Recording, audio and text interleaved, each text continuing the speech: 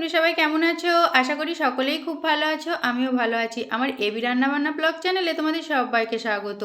আজকে আমি নিয়ে চলে এসেছি সন্ধ্যেবেলার একটা ব্লগ নতুন করে আবারও তোমাদের সাথে শেয়ার করতে। এর আগে আমি সন্ধ্যেবেলার ব্লগ তোমাদের সাথে শেয়ার করেছি, কিন্তু আজকের ব্লগটা একটু অন্যরকম হবে। আজকে কিন্তু রেসিপি দেখাবো তোমাদের। আমি আজকে বানাবো কি বলো তো, রাতে আজকে ছেলে খেতে চেয়েছে চিকেন প্যাটিস। তো চিকেন প্যাটিস রেসিপি আজকে তোমাদের সাথে শেয়ার করব।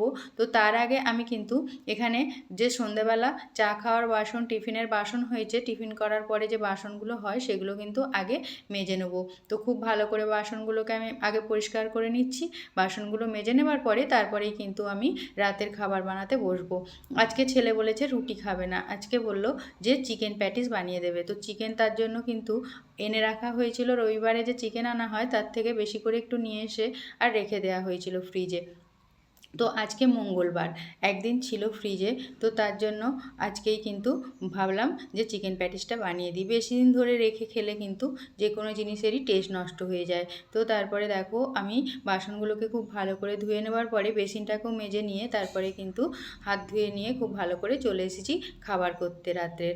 এই যে বসে পড়লাম, এবার কড়াইটাকে নিয়েও খুব ভালো করে ধুয়ে নেবো। কড়াইটা ধুয়ে নিয়ে তারপরে কিন্তু ভালো করে একটু জলটা ঝরিয়ে নিতে হবে। তারপরে এর মধ্যে আমি ময়দা চেলে নেবো। তো ময়দা আমি এখানে 2 বাটি ব্যবহার করব। 2 বাটি ময়দা দিলেই কিন্তু যথেষ্ট। এরপরে যতটা বেশি যদি হয়ে যায় একটু ময়দা মাখা, তো রেখে দিলে কোনো অসুবিধা নেই, পরে পরোটা ভেজে খাওয়া হয়ে যাবে। তো আমি এর মধ্যে দেখো ময়দা দিয়ে দিলাম পরিমাণ মতো চিনি আর লবণ, আর তার সাথে দিয়ে দিলাম সাদা তেল। দিয়ে কিন্তু শুকনো অবস্থায় খুব ভালো করে ময়ান দিয়ে নিতে হবে আগে।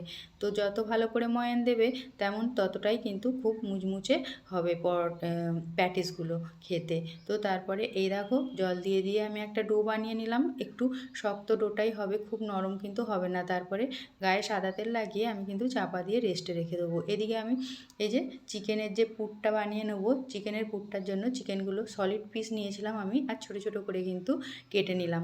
ছোটো ছোটো করে কুচিয়ে নিতে হবে। মাংসটা কিমা বানিয়েও নিতে পারো তোমরা, সেটাও হবে কিমা যদি বানিয়ে নিয়ে আসো দোকান থেকে। তো তারপরে আমি কিন্তু দেখো ভালো করে ধুয়ে নিয়ে চিকেনটা, এবার আমি কড়াইতে সর্ষের তেল দিয়ে তার মধ্যে একটুখানি জিরে তেজপাতা ফোড়ন দিয়েছিলাম। তেজপাতা আমি পরে ফেলে দেবো তুলে। তারপরে দিয়ে দিয়েছি পেঁয়াজ কুচি, কাঁচা লঙ্কা কুচি। পেঁয়াজটা ভাজা হয়ে গেলে ওর মধ্যে আদা রসুন বাটা, জিরের গুঁড়ো দিয়ে আর তার সাথে লঙ্কা, হলুদ, লবণ সব মশলা দিয়ে ভালো করে কষিয়ে নিয়ে দেখো চিকেনটা দিয়ে কিন্তু ভালো করে কষিয়ে নিচ্ছি। জল দিয়ে দিয়ে আর একটু ভালো করে সেদ্ধও করে নিতে হবে অল্প জল দিয়ে। আবারও কষিয়ে নিয়ে এর উপর থেকে একটু আমি মিট মশলা আর একটু দিয়ে দিলাম দেখো টমেটো সস। এটা দিলে কিন্তু বেশি টেস্ট হবে। আর এতে তোমরা চাইলে চাট মশলাটাও ব্যবহার করতে পারো। তো তারপরে দেখো চিকেনের পুরটা বানিয়ে আমি রেখে দিয়েছি। এখানে আমি তারপরে যে ময়দাটা মেখে রেখেছিলাম সেখান থেকে লেচি কেটে নিচ্ছি। আমি এখানে 7টা লেচি কেটে নেবো, বাকি ময়দাটা আমি রেখে দিচ্ছি মাখাটা, সেটা আর লাগবে না। 7টা লেচি দিয়েই কিন্তু অনেকগুলোই হয়ে যাবে প্যাটিস। তো আমরা 3 জন খাবো যেহেতু রাত্রে, এতেই যথেষ্ট, আর বেশি লাগবে না। তো তারপরে তোমরা চাইলে কম বেশি যতটা প্রয়োজন ততটা বানিয়ে নিতে পারো। আমি এখানে দেখো লেচিগুলো কেটে কিন্তু সব রুটিও বেলে নিলাম। রুটিগুলো বেলে নেবার পরে তারপরে কিন্তু এই যে আমি এখানে ময়দা ব্যবহার করিনি, কর্নফ্লাওয়ার আর সাদা তেল দিয়ে কিন্তু মিশ্রণটাকে বানিয়ে রেখেছিলাম একটা পেস্ট। তো পেস্ট বানিয়ে রেখে দেওয়ার পরে তারপরে রুটির উপরে একটার পর একটা লাগিয়ে নিয়ে পেস্টটাকে খুব ভালো করে আমি কিন্তু সব রুটিগুলোকেই এইভাবে একটার পর একটা জুড়ে নেবো। তো পরপর সব আমি এখানে একটু ময়দা ছড়িয়েও দিলাম ওপর থেকে। তো তারপরে ভালো করে সবগুলো দেখো রুটি আমি কিন্তু মাখিয়ে নিয়ে এবার উপরের রুটি যেটা থাকবে সেটাতেও কিন্তু ভালো করে মাখিয়ে নিতে হবে। উপর থেকে আমি একটু ময়দা গুঁড়োও ছিটিয়ে দিয়েছি। আর তারপরে আমি ভালো করে সেই যে পেস্টটা ছিল এটা কিন্তু সবটা মাখিয়ে নিলাম। তারপরে মাখিয়ে নেবার পরে এইভাবে সব রুটিগুলোকে ধরে কিন্তু রোলের মতো পাকিয়ে নিতে হবে। তারপরে এই যে সাইডগুলো দিয়ে ভালো করে কেটে নিতে হবে একটু সমান করে। তো সাইডগুলো দিয়ে কেটে একটু সমান করে নেবার পরে আমি কিন্তু সবগুলো পিস পিস করে নেবো। মানে যেমন ডো আমরা এমনি কেটে নিই হাতে করে লেচি, তো সেইগুলো এখানে ছুরির সাহায্যে কিন্তু এইভাবে কেটে নিতে হবে সমান করে। এখানে হাত দিয়ে ছিঁড়তে গেলে কিন্তু মোটেই হবে না, তাহলে কিন্তু ভালো হবে না একদমই।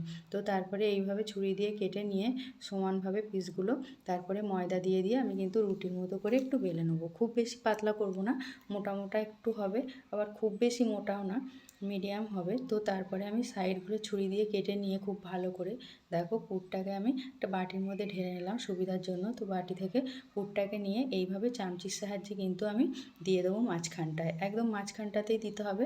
আর সাইডগুলোতে কিন্তু এইভাবে জল নিয়ে বাটিতে একটা জল দিয়ে দিয়ে বাটিতে দেখো আঙুলের সাহায্যে এইভাবে নিয়ে কিন্তু আমি জলটাকে চারিদিকে লাগিয়ে দেবো। তো লাগিয়ে দিলে কী হবে বলো তো, তাহলে কিন্তু খুব সহজে এটা এঁটে যাবে আর একদমই খুলবে না মুখটা, জানো তো। তো এইভাবে কিন্তু সব প্যাটিসগুলোকে একভাবে বানিয়ে নিতে হবে। আর হাত দিয়ে একটু সামান্য আমি প্রেস করে দিলাম, তাহলে কিন্তু একটু সমানে হয়ে গেল চারিদিকে পুরটা। এইভাবে আমি আরও একটা বানিয়ে নিচ্ছি, দেখো চারধার কেটে নেওয়ার পরে।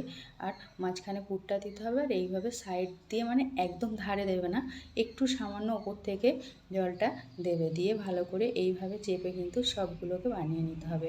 আর তারপরে কিন্তু এই যে সবগুলো বানিয়ে নেওয়ার পরে আমি কিন্তু চলে যাব এবার, দেখো এখানে সাদা তেল গরম করে নিচ্ছি কড়াইতে।